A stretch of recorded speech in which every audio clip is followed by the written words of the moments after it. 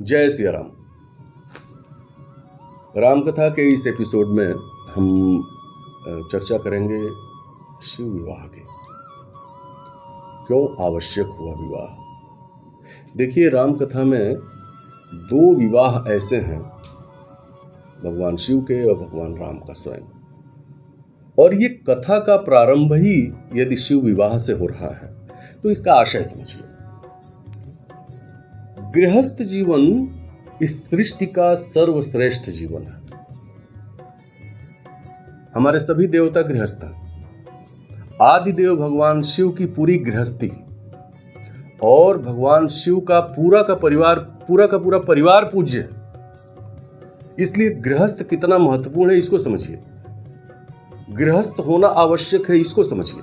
आजकल एक चलन चल पड़ा है अकेले रहने का, एकाकी जीवन जीने का। आप अकेले रहने के लिए नहीं पैदा हुए हैं, आपको इस सृष्टि में भेजा गया है, जिम्मेदारी दी गई है। जिम्मेदारी से भागते क्यों हैं भाई? भगवान शिव अनादि हैं लेकिन सपत्नीक हैं और शिव का पूरा परिवार पूज्य है। भगवान शिव स्वयं पूज्य हैं, माता भवानी स्वयं पूज्य हैं, उनके गले का नाग स्वयं पूज्य है, उनका जो वाहन है बैल जिसको आप कहते हैं, जो बसहा बैल, वो पूज्य हैं।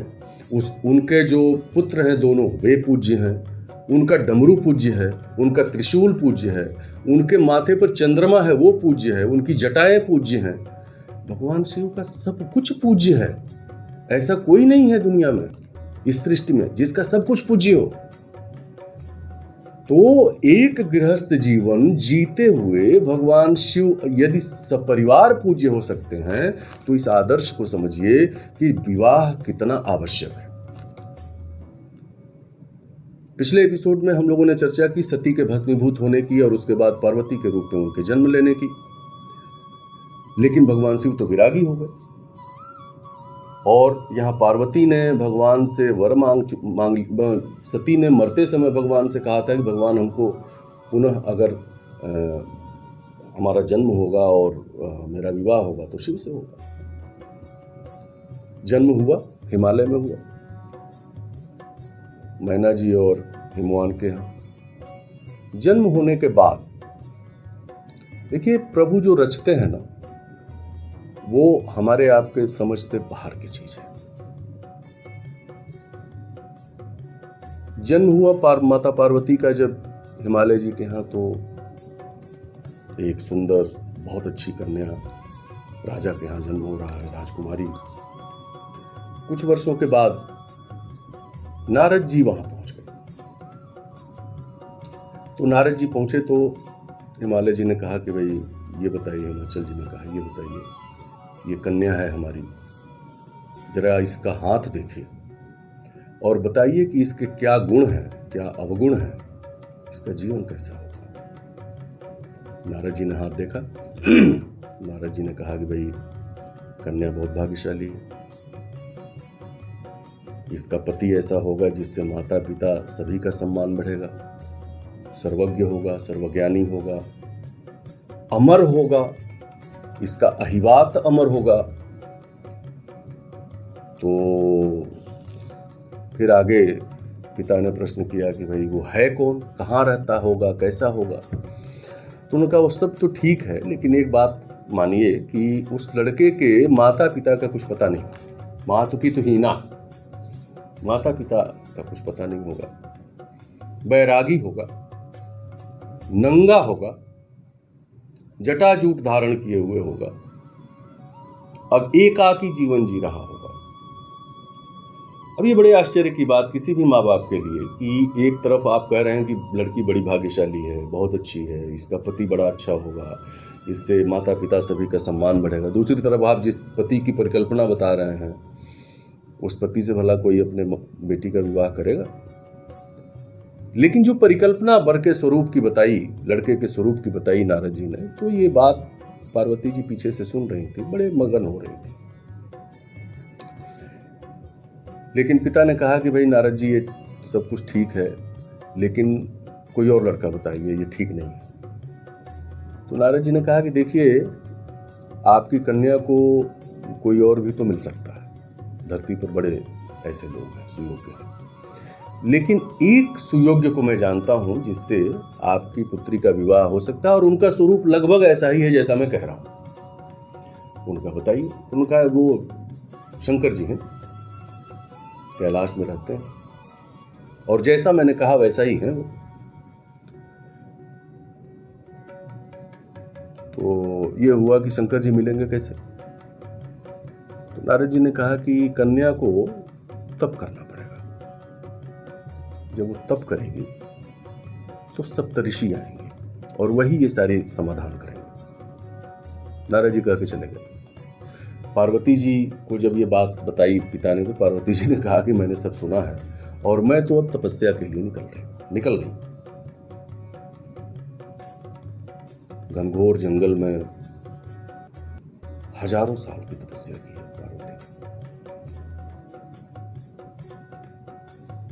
हजारों वर्ष की तपस्या में पहले अन्न छोड़ा, जल छोड़ा, फिर बेल पत्र खाकर वो 1000 साल तक रही है। इसीलिए, और उनको अपर्णा जो नाम पड़ा ना, अपर्णा, वो इसीलिए पड़ा। बेल पत्र खाकर उन्होंने तपस्या की। तपस्या से जाहिर सी बात है कि उनकी तपस्या को लेकर के पूरे ब्रह्मांड में चर्चा थी, सभी देवलोक में चर्चा थी, सभी को मालूम भी था। तो सप्तऋषियों का आना हुआ, आए। सप्तऋषियों ने बहुत कुछ कथा बताई, बड़ी बातें हुई, लंबी चौड़ी कथा है इसकी। बहरहाल उनकी तपस्या समाप्त हुई यह जानकारी के बाद कि भगवान शिव उनसे विवाह करेंगे। भगवान शिव ने, वैसे तो वैरागी थे, लेकिन दो बातें, ये कथा जब देवी पुराण में है तो किसी और रूप में है, शिव पुराण में है किसी और रूप में है। मानस में जो कथा आती है उसमें ये कहा जा रहा है, ये बात गोस्वामी ने कही है कि भगवान शिव जब वैरागी हो गए तो भगवान राम ने उनको दर्शन दिए, और भगवान राम ने कहा कि देखिए, माता सती का जन्म पार्वती के रूप में हो चुका है और आपको उनसे विवाह करना है। भगवान शिव पहले तो बहुत आनाकानी करते रहे कि अब क्या विवाह करना प्रभु, अब तो मैं वैरागी हूँ, फिर से उसी जीवन में लौटने का कोई मतलब नहीं है।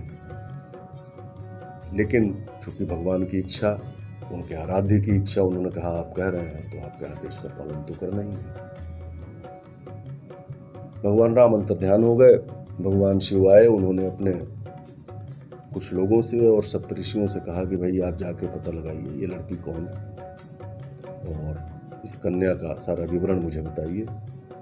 सप्तऋषि जाते हैं, सारा विवरण लेके आते हैं। पहले तो वो लोग पार्वती को यह कहकर थोड़ा सा कंफ्यूज करने की कोशिश करते हैं कि भाई आप क्यों ऐसे व्यक्ति से विवाह करना चाहती हैं, शिव जी से ही क्यों विवाह करना चाहती हैं, आप किसी और अच्छे से विवाह करिए, शिव से अच्छे विष्णु हैं, शिव से अच्छे और देवता हैं। लेकिन जब वो देखते हैं कि पार्वती जी संकल्पित हैं कि जब वो विवाह करेंगे तो शिव से करेंगे,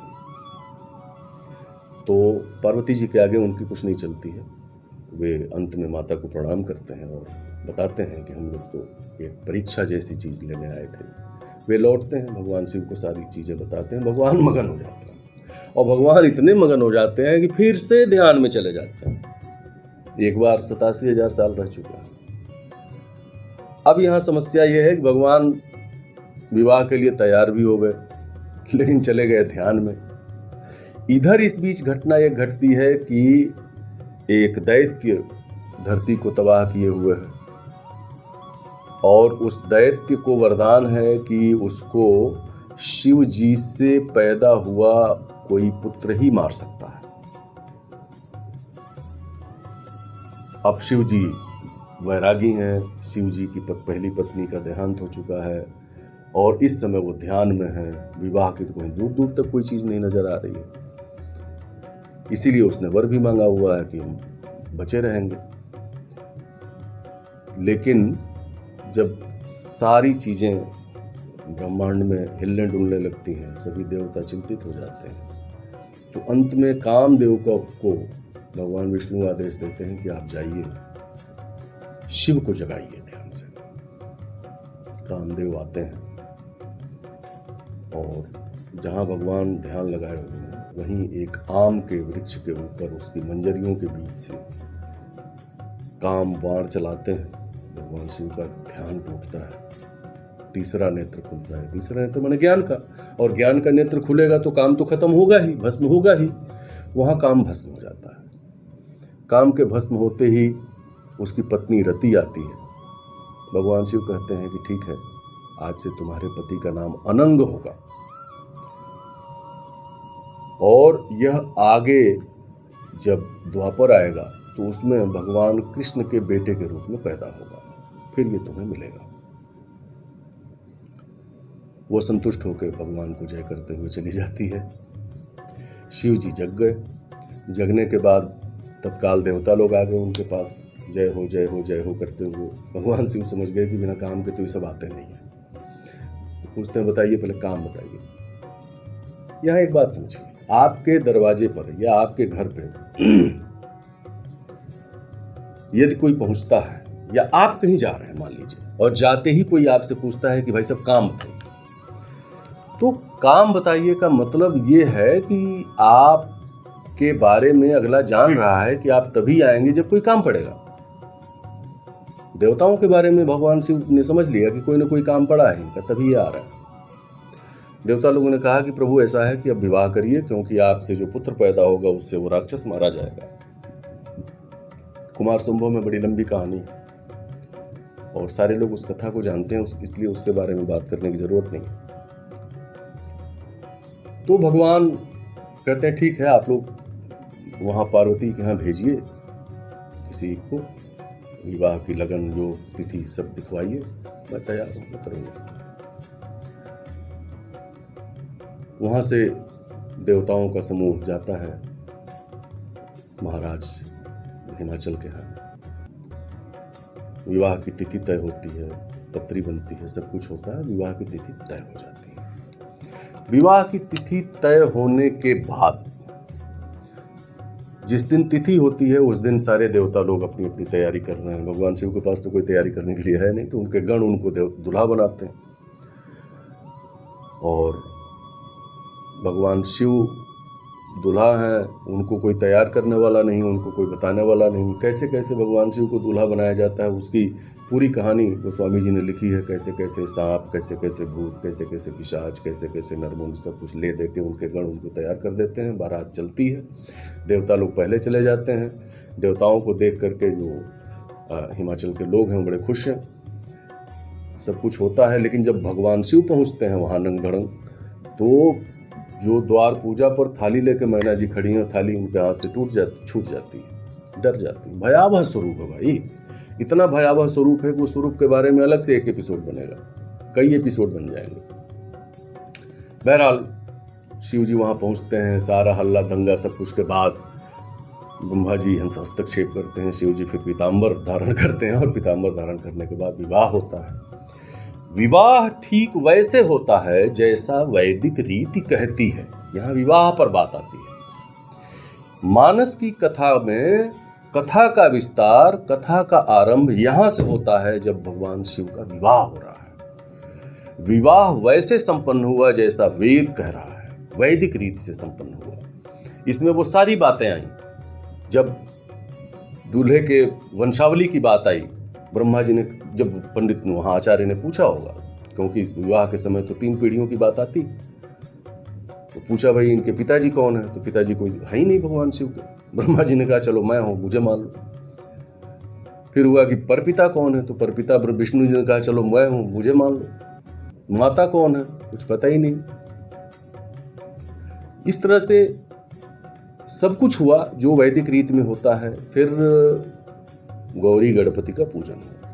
यहाँ खास बात यह है, गौरी गोस्वामी जी लिखे हैं उसको, गौरी गणपति का पूजन हुआ। गणपति एक, वैसे आप मानेंगे तो गणेश जी तो भाई शिव जी के बेटे हैं, तो बिना विवाह हुए कैसे गणपति हो गए थे।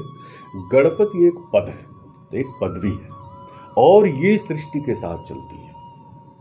आज गणेश जी हमारे गणपति हैं, लेकिन शिव का विवाह जब हुआ तो गणपति कोई और देवता रहा।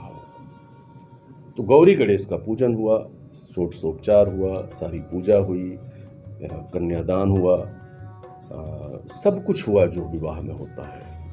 पाणी ग्रहण होने के बाद सती जी ने बड़ा अफसोस जाहिर किया जब भगवान शिव से विवाह संपन्न हुआ। उन्होंने कहा, प्रभु मुझसे गलती हुई, मैं समझ नहीं पाई।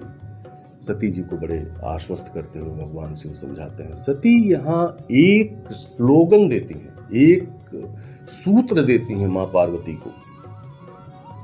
ये वही पार्वती हैं जो पिछले जन्म में सती थी और वहां तर्कों के साथ ये शिव के साथ रह रही थी। यहां माता मैना ने पार्वती को सूत्र दिया है कि बेटी, पति ही तुम्हारा देवता है और पति की हर बात तुम्हारे लिए मंत्र है। सूत्र समझिए।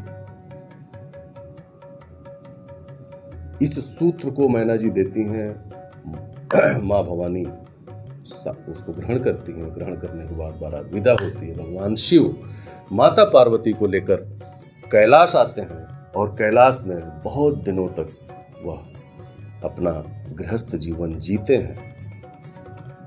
विवाह यहाँ एक बड़े घटनाक्रम के रूप में, बड़े आयोजन के रूप में, बड़े बिंदु के रूप में स्थापित होता है। विवाह से ये कथा आगे बढ़ती है, गृहस्थ जीवन से ये कथा आगे बढ़ती है और आगे की कथा कैसे बढ़ती है इस बारे में हम बात करेंगे अगले एपिसोड में।